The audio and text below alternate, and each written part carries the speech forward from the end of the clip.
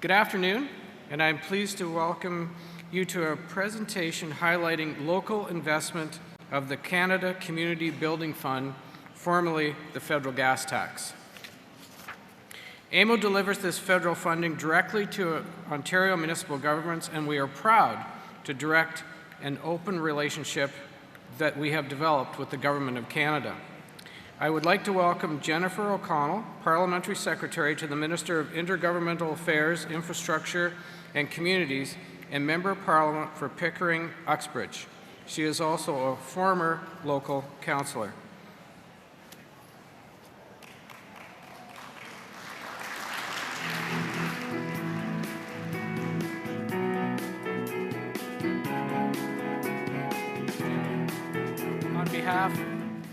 On behalf of AMO, thank you for being here today, and welcome to our conference. Thank you so much. Good afternoon. Hi, everyone. Thank you so much for having me here today on behalf of Minister LeBlanc. I'd first like to acknowledge that we are on the traditional territory of the Algonquin and Anishinaabe people, and thank you, Mayor McGarvey, for that kind introduction. Our government understands that strong partnerships with provinces, territories, municipalities, Indigenous peoples, and key partners like AMO are essential to building infrastructure that fosters resilient and inclusive communities. Collaboration helps us build the innovation and resilient infrastructure needed to meet the unique needs of our regionally and culturally diverse country now into the future. And on a personal note, I have to say, this is one of the reasons I ran federally. I was a municipal councillor for nearly 10 years, and I know some of my Durham colleagues are here at AMO. So it's incredibly important to me personally that this partnership between the federal government and municipalities in building our communities. And what I'm here to speak about specifically is the Canada Community Building Fund, or the CCBF, because us at Infrastructure wouldn't know what to do without a good acronym, but it's an example of how we turn partnership into results. As a permanent source of funding for provinces and territories, this funding provides municipalities with tools to support local infrastructure priorities. And as a result, we see infrastructure being built to meet the individual needs of different communities. Each year, the fund delivers over $2 billion to 3,600 communities across the country. That is support for approximately 4,000 projects annually. Moreover, it offers flexibility for communities to make the best strategic investments to meet their unique needs.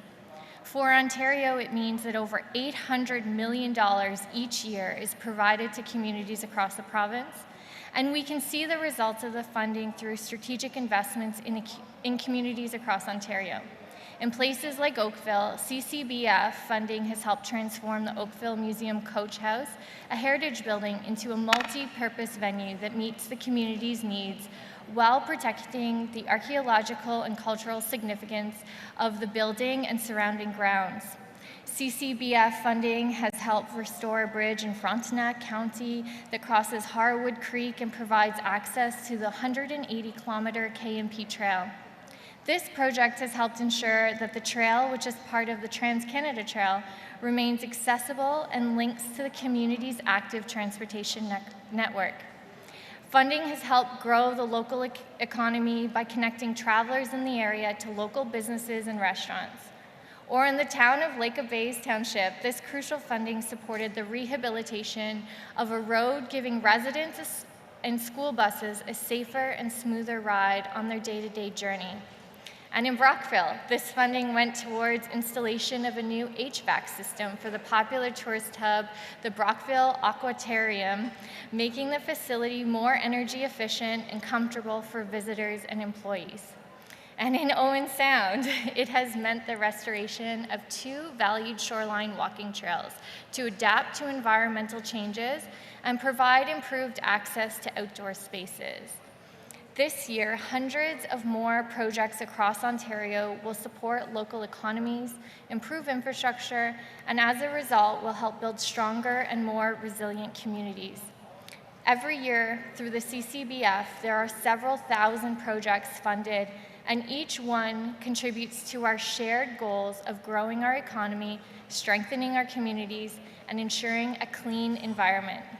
Our government will continue to support projects and initiatives, large and small, urban and rural, that build strong and resilient communities and help us reach our target of net zero emissions by 2050. We are reaching those objectives through initiatives like the CCBF and the Disaster Mitigation and Adaptation Fund. As well, we are furthering these efforts with new programs such as the Permanent Public Transit Program and the Natural Infrastructure Fund. And there is no better time or audience suited for me to share that the Natural Infrastructure Fund is currently accepting applications until September 27th. So take that back to your local municipalities and get your projects in. In addition to that, we're looking for feedback from Canadians on our permanent public transit funding. That consultation will close on September 30th. Both programs would benefit from the unique perspectives and projects brought forward by the very people in this room today. Recognition of these initiatives is crucial to our collective effort to bring innovation and inspiration to infrastructure projects across Ontario and across Canada. These projects are making a difference in our communities, and the Government of Canada is proud to have played a role in making that happen. I know Mayor McGarvey has even more successful projects to highlight, and there are so many more for us to discuss, as I know you will over the course of this year's conference. And on a personal note, I just want to say what a joy it is to be here in person finally, to share with these experiences, best practices, all in the same room once again. And honestly, this is a highlight of my career as someone who did start in municipal politics. I used to come to this conference annually, and to now be standing here sharing our government's vision and priorities for how we can be a partner in building our resilient communities. It truly is an honor for me. And it is something that I know our Prime Minister, as well as Minister LeBlanc, we speak a lot about how we can not only meet the challenges and the needs of our large urban centers, but how to build more inclusive, resilient, green infrastructure for rural and remote communities. So it feels like an incredible achievement to see municipalities and the advocacy that all of you have done over the years continue to shape our government, and I'm very honored to be able to represent our government to share some of these ideas with you. So thank you all very much for having me today.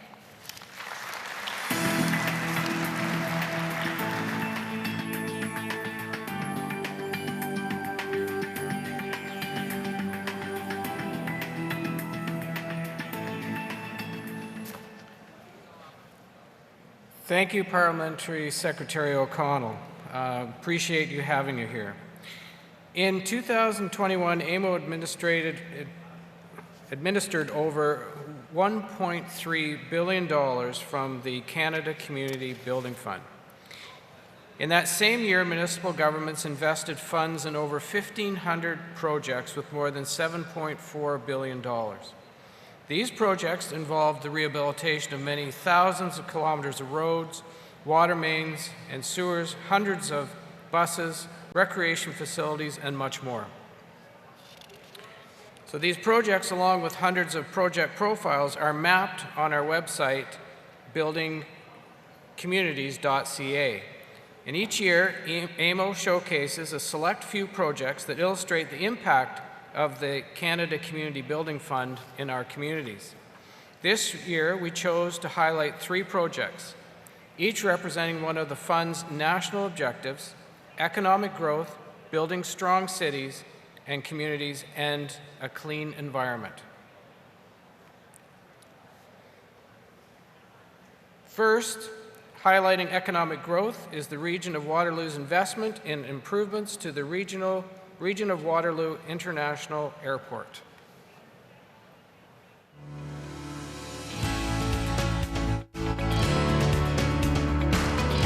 The 630,000 people that live in Waterloo Region enjoy this amazing urban-rural mix. It's a vibrant community that everybody should come and see, and our airport, YKF, is going to facilitate that. Our terminal buildings were originally designed to serve up to 250,000 passengers annually. This year we are expected to see 750,000 passengers, and by 2023, over 1 million. In order to accommodate the growth, we've expanded the terminal building by 100%, adding a new departures lounge and a new arrivals lounge. Travelers from Waterloo Region can now get on to 55 non-stop flights to every major economic hub in Canada, and increasingly a number of hubs in the United States as well. The result of this is that there are literally hundreds of new jobs. We see mechanics, aerospace technicians, companies that provide services to maintain aircraft as well, all starting to come together in Waterloo Region International Airport. When you're competing on a global stage for investment, for retention of business and attraction of talent, you need to have an airport, and YKF has been a wise investment that has continued to return value to the businesses, to the individuals, and to our community. Since 2005, the region of Waterloo has leveraged investment of over $208.7 million into local infrastructure through the Canada Community Building Fund. It's permanent, stable, and predictable funding. It's a great new space. It came in on time and on budget, and we're very proud to welcome you to the region of Waterloo.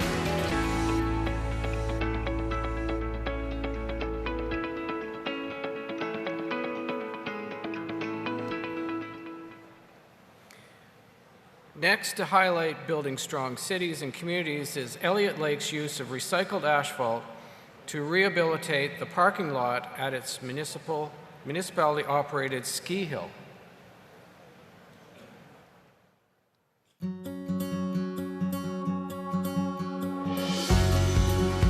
We're a wilderness playground, hundreds of kilometers of hiking and ATVing trails, skidoo trails, approximately 4,000 lakes and rivers to fish in surrounding the community. Mount Dewforest Ski Hill has been in operation since 1961. It boasts one of the best vertical inclines in Ontario.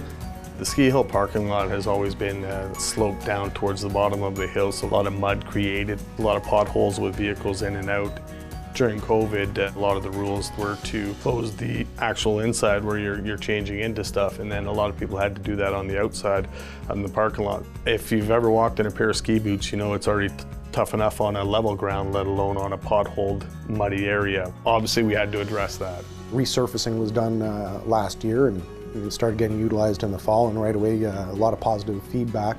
Back in the day, the city of Elliott Lake, as we started to get into roads projects and stuff like tearing up the roads, there wasn't really options back then of milling up pavement or reusing it. So what we did is we stockpiled it. Mr. Halleck and his team were able to look at a way of recycling this and use it as a hard pack to not just use at the ski hill, but it's been used on some of our trails already at a fraction of the cost. We're looking at about $160,000 for what's been used so far.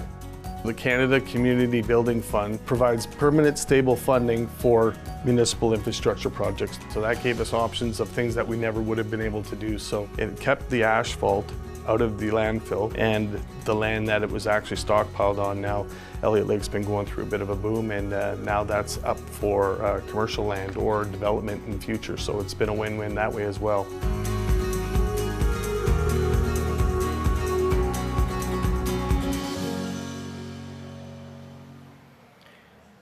Last, to highlight protecting the environment is Halton Region's investment in a centralized hauled sewage station project.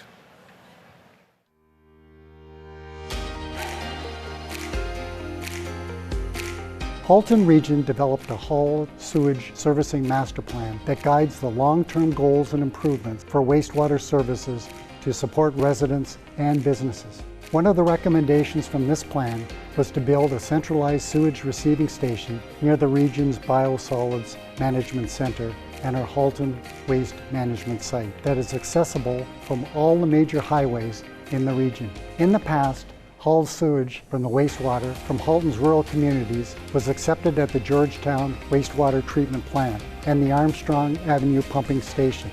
These are facilities located adjacent to residential areas. By building the centralized receiving station, we were able to ensure the Georgetown wastewater treatment plant was operating at optimal levels and rerouted thousands of trucks that previously traveled through our residential areas. This site includes 2 separate enclosed collection facilities with multiple connections, allowing haulers to empty waste directly into the sanitary system. The receiving station has many modern features, such as an automated interface and pre-treatment of the waste material. We also use cloud-based software to monitor the functions and performance of the station in real time. Halton invested more than $2.4 million from the Canada Community Building Fund into the important wastewater project. The Canada Community Building Fund provides permanent, stable funding annually for municipal infrastructure projects. The fund allows for long-term infrastructure planning and investment in priority projects. This fund has been critical to address the infrastructure backlog for services such as wastewater, drinking water, and local roads and bridges.